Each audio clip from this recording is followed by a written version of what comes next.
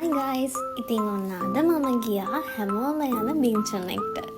බිංචුන් කියපු ගමන් මේ දවස්වල ගොඩක් වයිරල්නේ. ඉතින් මටත් බලන්න ඕන වුණා මේකේ ෆ්ලේවර්ස් කොහොමද කොයි වගේ රසක්ද තියෙන්නේ අනිත් ඒවාට වඩා වෙනස්ද කියලා. ඇත්තටම කිව්වොත් ළමයි ඒගොල්ලන්ගේ ස්ටාෆ් එක හරිම ෆ්‍රෙන්ඩ්ලි. මොකද මායියා කියද්දී අපිට අයිඩියා එකක් තිබුණේ නැහැ ගන්න ඕනේ මොකක්ද කියලා. ඒ නිසා ඒගොල්ලන් ගොඩක් අපිට හෙල්ප් කරා.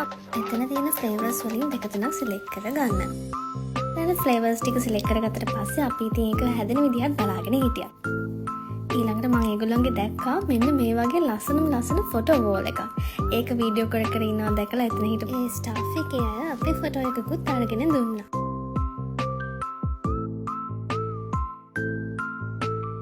ඉතින් මාව දන්න හැමෝම දන්නවා මම ෆොටෝස් ගන්න හරිම ආසයි කියලා. ඉතින් මට හරිම සතුටුයි එදා මට ලස්සන ෆොටෝ එකක් එතන ගන්න පුළුවන් වුණු එකට.